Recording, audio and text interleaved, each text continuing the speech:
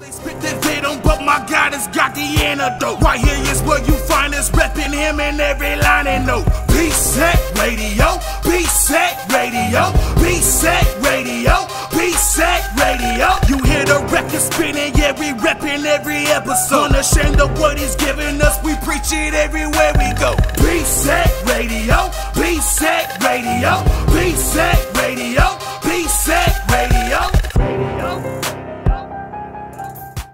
So Json, man, the backdrop for No Filter, you put out some promotional videos before, you know, kind of dealing with what you were going to be talking about. But what was the heart behind that, man? Because it was a very, very transparent work. Like, how did that come to be? Yeah, well, for anybody that's kind of followed what I do, man, it's always been my heart. Even back to my first album, I've always been very transparent.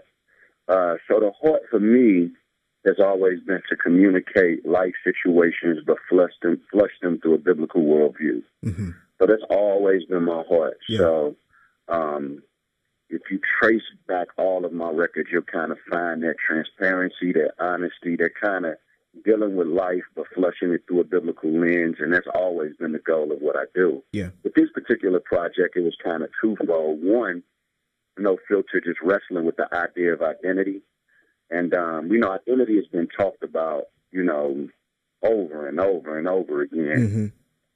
And shout out even to Dashi, who had a great album called Identity Crisis that he dropped years back. Mm-hmm. But I wanted to approach it from a different angle. I wanted to approach it from the angle of my personal wrestle with identity. Yeah.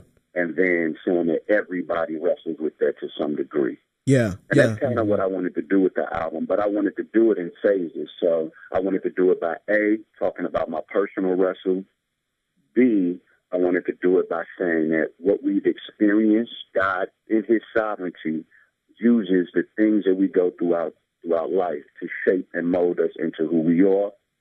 And then C, I wanted to be able to point and make statements for the believer that says who we are. So the first 5 records of the album, you kind of feel this hard thing when you tackle an identity. Mm-hmm.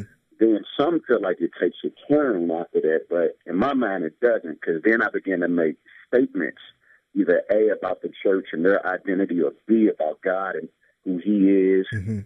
And then I circle back. So that's kind of the premise of the record. Yeah. To be able to say, God, let's live life with no filter. Let's be comfortable with who God made us to be. Awesome.